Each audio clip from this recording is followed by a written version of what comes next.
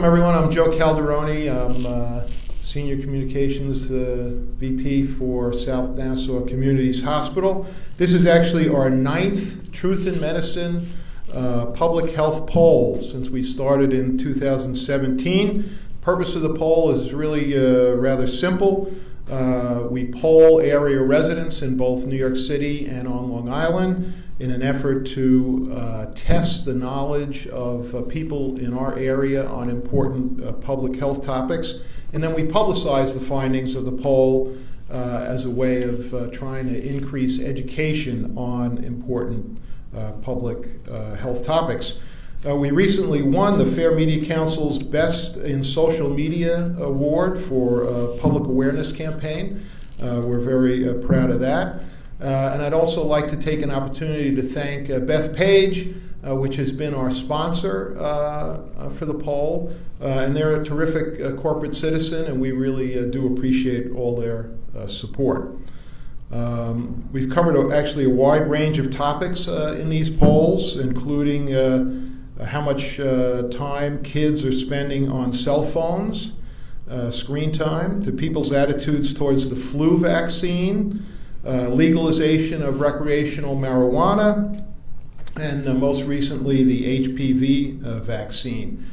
Today's topic looks at parental attitudes towards vaping and parents' concerns about the threat that vaping poses to their children's health. We're very pleased today to have a number of experts who are going to provide some key insights into the vaping issue. Dr. Rob Sharma is South Nassau's Executive Vice President and Chief Medical Officer. Give a wave so they know who you are. He's also a toxicologist and trained as an emergency room physician. Dr. Aaron Glatt. Dr. Glatt is the chairman of the Department of Medicine here at South Nassau, and he is also the hospital's epidemiologist. Also with us today, Senator John Brooks wanted to be with us, was scheduled to be with us, but unfortunately he got called away to an emergency meeting. Senator Brooks actually is himself a first responder in Seaford, and he is in the process of drafting legislation that would increase regulation of advertising and labeling of e-cigarettes and vaping products. He is ably represented here today by Mike Reed, his chief of staff. Mike also is a first responder. I think everybody who works for Senator Brooks has to be a first responder. He is a longtime first responder with the Merrick Fire Department, and we're very grateful for all your service and for Senator Brooks. They're very familiar with our emergency room. They spend a lot of time coming to the back end of our hospital, which is really the front door of our hospital. Also with us is Judy Vining. Judy is the executive director of Long Beach Aware, which is a long-time community nonprofit group, and they advocate and work to do research and educate parents about drugs, alcohol, and now vaping, right? You've added vaping to the list. Okay, so that's our panel. Just in terms of how we're going to proceed today, we're going to run through some of the top-line results of the poll itself, vaping and some of the findings and some of the dangers, and then we're going to open it up to the panel in terms of impact on community and some of the legislation that's being talked about. So with that, I want to introduce Dana Sanneman, our poll director and the executive director of public affairs here at South Nassau. Thank you. So I'm going to run through some of the poll results, starting with the methodology we used for the poll. So we asked, let me just pull that up. We asked parents, so what we did was we have a polling company, LJR Public Strategies, and they poll 600 metro area residents, so Long Island and New York City. And this poll was pretty evenly split. 46% of the parents were from Long Island via cell phone and landline. So they're polled on their opinions of vaping. They're only parents who were polled. And they were asked, is vaping addictive? Do you support vape shops in your community? So e-cigarette use overall right now is at a record high. The New York State Department of Health has said that e-cigarette use is a major public health concern. The Surgeon General of the United States reported a 900% increase in vaping among middle and high school students over the between 2011 and 2015. And according to the Center for Disease Control and Prevention, the CDC, in 2018, nearly 1 of every 5, so over 20% of high school students, reported that they had used e-cigarettes in the past 30 days. In 2011, that number was at 1.5%. So do you think vaping is addictive? This is what our parents are saying. 80% said they thought it was addictive. 12% not addictive. Do you support or oppose vape shops in your community? 56% oppose, 32% support, and 12% were not sure. Are vaping products regulated by the government? And this was pretty surprising. Only 13% of parents believed that vaping products were regulated. 65% did not know. 85% of parents are concerned that their kids are vaping. Now, almost 1/4 when parents were asked themselves, have you vaped? 22% of the parents admitted that they themselves had vaped, and there was really an age gap in that. It was far more popular among parents 18 to 35 than among parents 36 to 59. And asked which vice they believe was most dangerous for their kids. So when you compare marijuana, alcohol, and vaping, 58% of parents said they're all equally as dangerous. 26% said alcohol was most dangerous. Marijuana was 7%, and vaping was at 6%. So when we talk to our experts, and I'll let Dr. Sharma and Dr. Glatt come up and talk to us a little bit clinically about the results, but e-cigarette use does not prevent smoking, and no matter how it is delivered, whether or not it's a traditional cigarette or through a vapor, nicotine in any form is highly addictive. So I'll let Dr. Glatt and Dr. Sharma come up and speak to us a little bit more about the clinical results.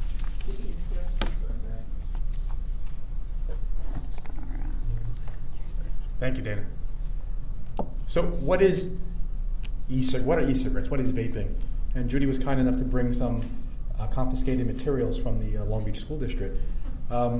Essentially, there's a liquid, and in the liquid nicotine is dissolved into the liquid. And it sounds like a simple way to deliver nicotine as opposed to smoking. The liquid is then put into some type of chamber with a battery. The battery charges a portion that heats up the liquid, kind of like your cigarette back, in the car, the cigarette lighter, and then it vaporizes the liquid because it's so hot.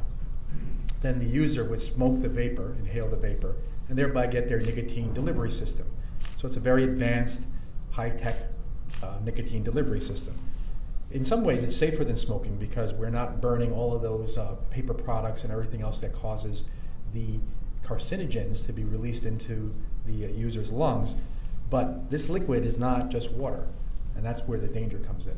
So this liquid, what's in it? It's mostly, there is a lot of water in here, but there's also glycerin as well as propylene glycol. Now propylene glycol, you put it in your car as antifreeze. So if you wouldn't want to drink antifreeze, I don't think you want to vape antifreeze either. There's also ethanol, which is alcohol, so that's a solvent, and a couple other things. There's 6 different constituents in this liquid.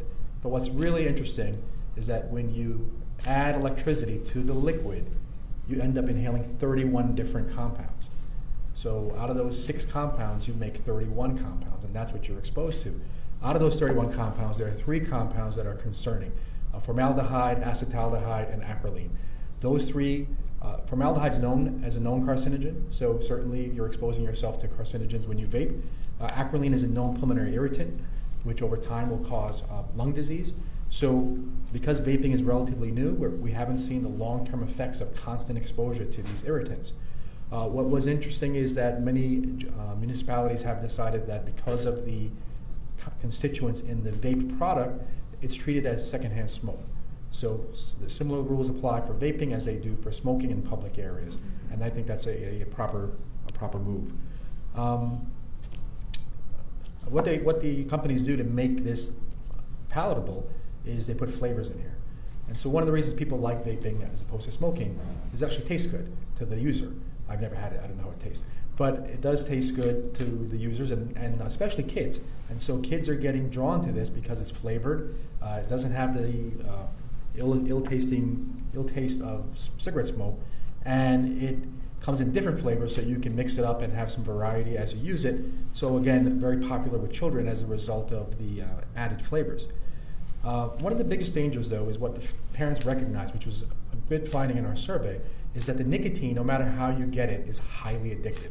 And so whether you vape or smoke a cigarette, if you've done nothing and you use nicotine, and you continue to use nicotine beyond 1 or 2 times, it is likely to result in your being addicted to nicotine. Nicotine in excess is a toxin. It's actually used as a pesticide. So you could think about, why would I want to smoke a pesticide or inhale a pesticide? Clearly, we wouldn't. And so people who do smoke it do so because they're addicted to it, and they can't stop smoking unless they make a significant effort. We'll talk a little bit about how vaping affects long-term smokers, and that's a different category. We really want to focus on kids for the most part. What I would say is the take-home is, in terms of vaping, a lot of research still needs to be done. I would not want my children to vape. I think the long-term effects are unknown, and I think we have identified compounds in the vaping material that are harmful. And what's interesting, because of the way the vaping is, the nicotine is diluted in the e-juice or e-liquid, people who vape have to take many more hits to get the same nicotine as they would in a cigarette. So they are constantly exposed to this volatilized carcinogens and compounds, more so than they would be if they were just trying to get nicotine through gum or through any other nicotine delivery system. I'm going to ask Dr. Glatt to come up and speak about some of the upsides of the availability of e-cigarettes for people who do smoke.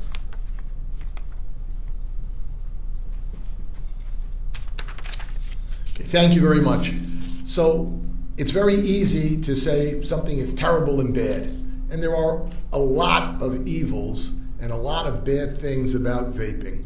So just to state that right up front, it is potentially inhaling a carcinogen, something that causes cancer. We certainly are not recommending that anybody start vaping as a recreational activity that is recommended. This is especially true for children, where the effects of nicotine, marijuana, alcohol can be much more negatively impactful than in a more mature physiological, a more mature brain of an adult, as well as a person who may be able to cope with all of the side effects that change in a mood, change in a mental status that can be caused by alcohol, by marijuana or other ingredients. It will have more of an impact on children. So I can't stress enough how much we are against anybody who isn't smoking, that they should not use vaping as, well, this is a good type of smoking, this is a safe type of smoking, this is something that is much better than smoking, and we recommend for healthy children to use this. Nothing could be further from the truth. It is a horrible vice to start with. That's a given. That's clear. Nobody will disagree with that. There are cities and states across the country that are banning vaping. I was actually just at the American Society for Microbiology meetings, which were in San Francisco. And the front page news there is that they're banning vaping in San Francisco. So vaping is something that is a very serious problem. But one of the things that we have to realize is that vaping for a person who is heavily addicted to smoking can be a bridge for a heavy, long-term smoker to help them quit smoking. And while we want to stress, and I can't stress it enough, we don't want kids to begin vaping to prevent them from smoking, because the studies clearly show that children who vape have at least a 4 times, if not higher, likelihood that they'll go on to smoke cigarettes as well as other products and potentially ruin their lives. For adults who are already addicted to nicotine, are several pack per day type smokers who have been unable to quit smoking using other methodologies, either cold turkey, just trying to stop, using various nicotine patches, nicotine gums. There are data that strongly show that vaping can be a useful tool in heavy-duty smokers to get them to the point where they can stop smoking.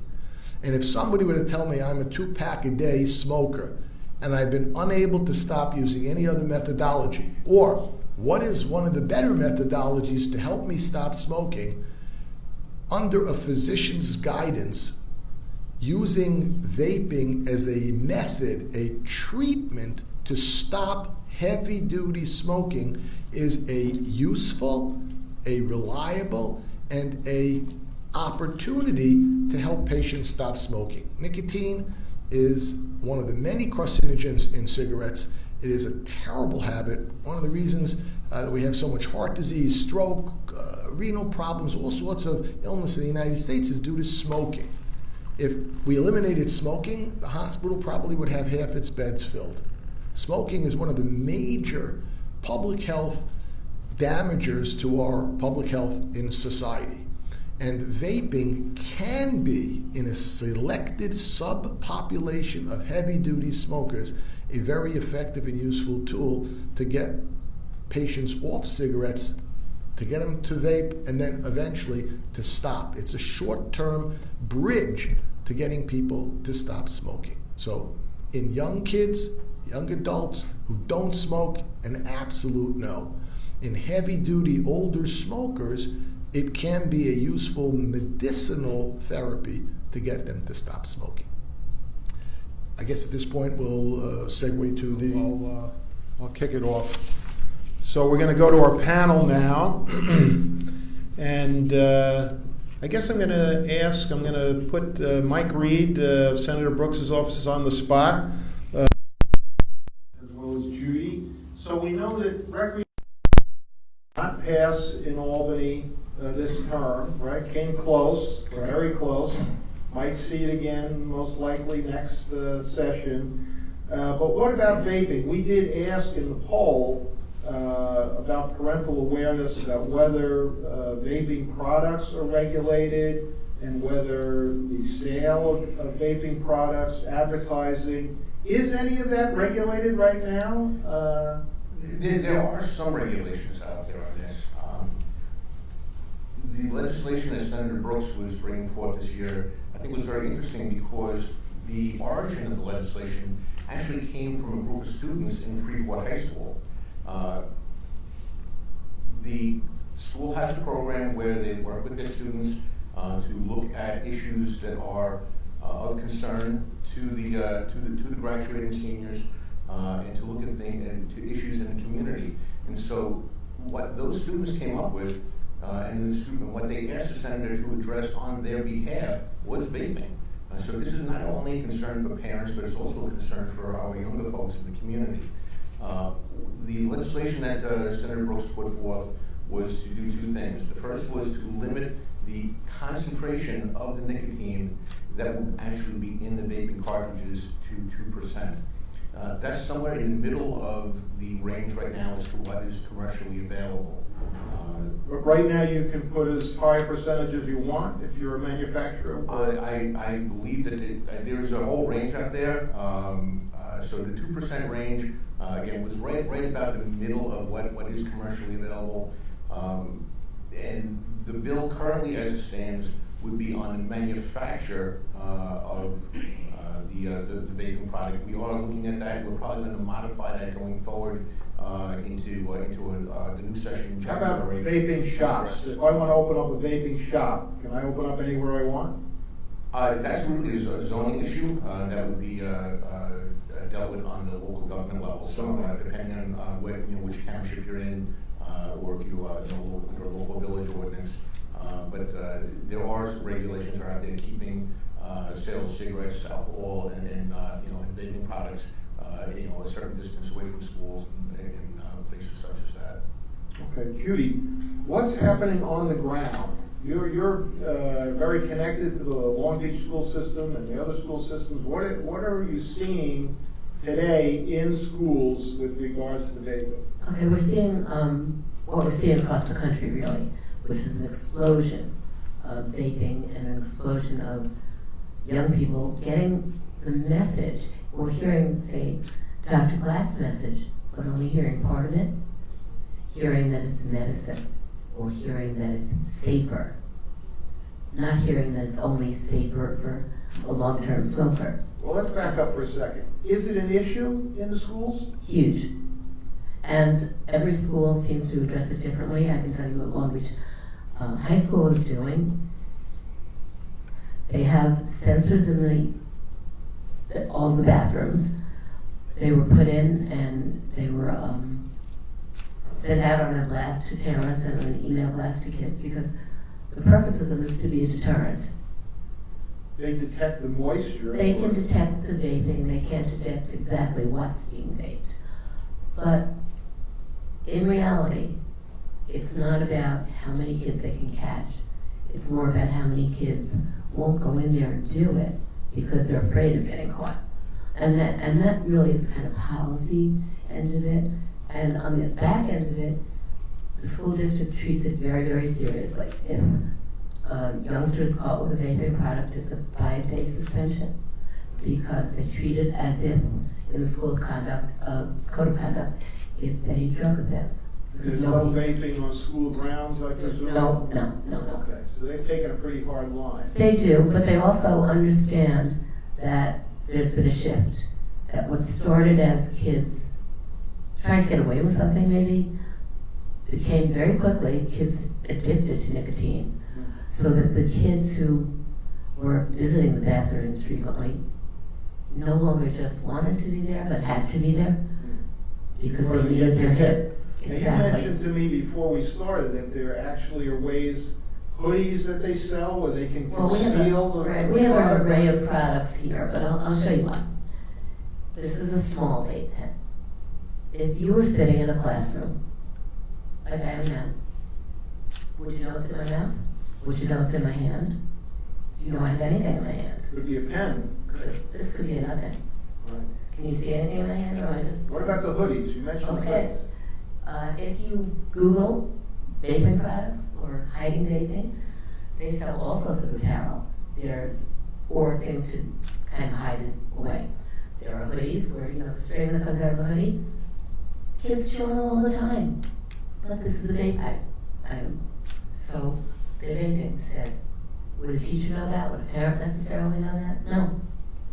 It's not so different than the reef sandals that were popular a couple of years ago that had a funnel where you could conceal an ounce of alcohol in the sole of the reef sandal.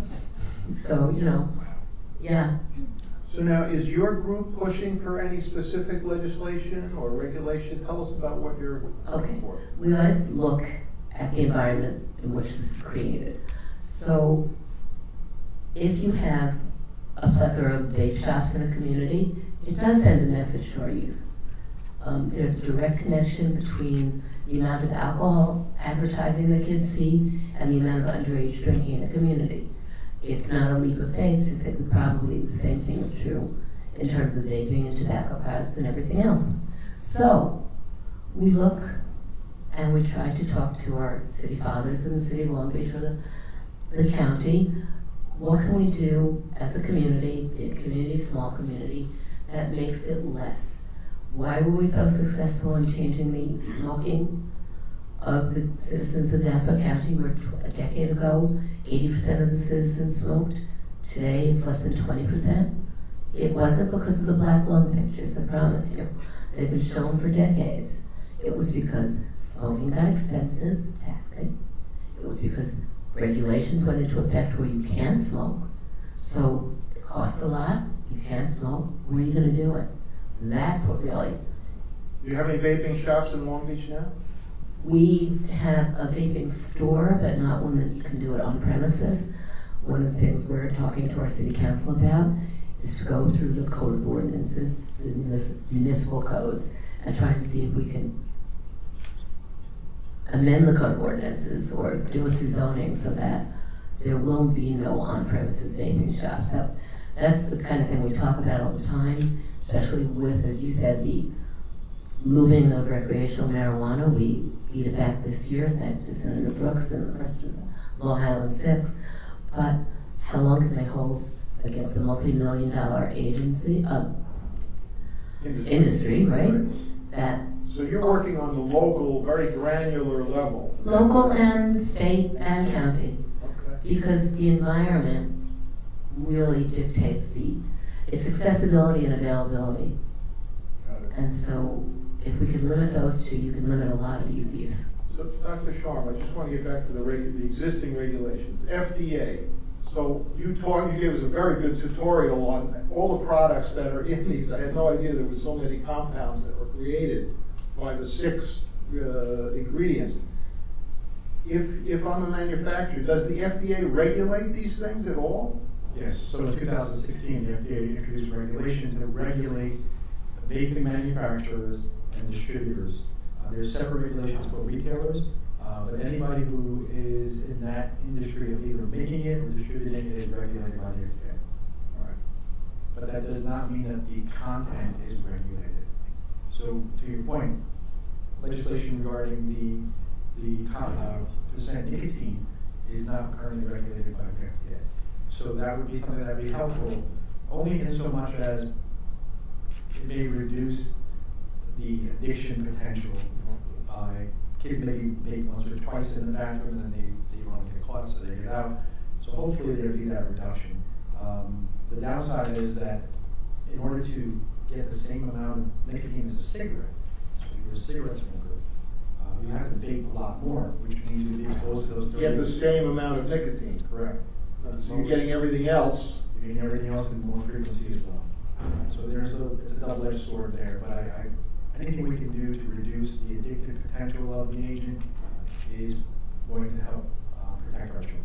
And I'm guessing that the public at large, and probably even most e-cigarette users, have no idea of everything they're taking in. And there's not a warning on the box that says you're, So the FDA did require warning on addiction potential, but not on. but not on any All the cancer other or any other stuff. harmful, the way cigarettes are currently required to label on the harmful effects of smoking. There are no requirements on vaping, only that the addiction potential is real. Probably know more about what's in a box of cereal than you do in these products, I would think. I would agree with that. Yeah. And then I think it's important to know that nicotine use in New York State is restricted to individuals 21 and over. So children are not allowed to have nicotine at any That's a age. very good point. So if you're 21 or younger, it's actually not legal to vape. Is that what you said? That's correct. It's illegal. The activity is illegal. To Judy's point, it's treated as code of conduct because it's an illegal activity or engaging in on school grounds. So Mike, yeah, please tell us more about what the senator is trying to accomplish. So that's really the second part of our legislation, is to address the online sale of vaping products. Well, we've clearly spoken today about the retail sales from brick and mortar facilities. The online retailing of these products is also, for the most part, really unregulated. So what Senator Brooks is looking to do. You can get this on Amazon, You can get this on Amazon. delivered to your door Delivered to your door. So by the next day. well, it's perhaps faster to get the drones, but so one of the things that we're looking to do with our legislation is to limit the online sales to persons who are 21 years of age and older, and also to empower the New York State Department of Health and the Commissioner of Health to monitor and to regulate the online sales. And to have fines and be able to go after bad actors who are selling any type of vaping product to anyone who is not an adult, who is under the age of 21. And we think that that's critically important. Again, this is all legislation that came from the kids in Freeport High School. So I think that there is a groundswell amongst our younger folks in the community who are looking at this and realizing that this is not something that they want to do. Clearly, there are many that want to, but we see 20, as you said, it was pointed out earlier, 20% are looking to use it. Maybe, hopefully, a larger percent are looking to go in the other direction. Well, again, it probably comes down to education, and the more they know, perhaps the better. Just before we leave the regulation, Is it currently taxed? You know that tobacco is taxed up the wazoo now as a part of the deterrent. Are these products taxed? I believe it is, although I don't know the specific tax. Just always looking for new revenue sources, right? Absolutely. It's taxed as retail product. Retail, on the retail level. So what was mentioned before is very important. We have seen a dramatic decrease in smoking for various reasons, but certainly because of some of the regulatory, some of the potential financial implications for people. This is an epidemic waiting to happen, even if vaping itself isn't going to be the problem, which it is. It's the smoking increase that's going to cause the next generation, which has been seeing a steady downward trend in smoking, which, as I mentioned, is the #1 killer in patients in this hospital, having a smoking background. It's a heart disease, neurological, renal, pulmonary, huge source of problem. If we're going to see young kids vaping on a regular basis, we're going to see tremendous increase in smoking. And that's going to have a huge impact on health in the United States. So who owns these companies? Are these owned by the tobacco companies? Is this just a back door that the tobacco companies are hoping to get new business? Some of them are, and I won't mention specific company names, but some of them are very strongly associated with the tobacco industry, and I think that they're making a calculated understanding here that we may lose a couple of smokers this way, but we'll gain an awful lot of smokers in a different direction. Judy wants to say Yeah, something. I know we all remember Joe Camel, right? Exactly. And how they created advertising that was designed to suck in young smokers. Right? But to answer your question directly, Altria, which is Philip Morris, has a 25% ownership of Juul. So it is interconnected. And you're right about the education piece, but it's education for the students, but it's also education for the community as to why it's important, what to do about it, how to help. Even the school district, although it takes a hard line, also recognize the addictive piece so that for a first-time offender in our schools, they're offered, instead of the 5-day suspension, a 2 to 3 day in-school suspension with some counseling in terms of the addictive piece, so that there's something else to do. Also, not just smoke detectors, it's the human piece. Every student who goes to the men's room or the ladies' room is checked in by a staff member. And that's the other deterrent, in a way, because They have a monitor? they have a monitor. Wow. It's not a bathroom, I mean, it's staff. So they know the kids, and what they're able to do is talk amongst themselves and say, hey, you know, this guy's like gone 5 times in one day, and they see the patterns, and rather than use it as punitive, they will use it as an opportunity to call the kid in and say, listen, we think there's something going on here, here's the ability to help, stuff like that. So it's the combination, it's never one magic bullet. And you need to look to the community they've been released to. Is it easy to get? If it's easy to get in the community, you have to look at that piece. Very interesting. Dr. Sharma, did you have something? Well, I should have opened it up. Any questions from any members of the press? Anyone? Anyone else? Anyone have any questions? Dana, anything we didn't cover? Okay. All right, well, maybe we should do this again and invite some of the students from Freeport. It'd be interesting to hear from them themselves, yeah. All right, anything else from any other members of the panel? Anything we didn't cover? All right, well, I'm going to thank everyone for participating. We appreciate it very much. Thanks to our Facebook audience, and we'll see you next time.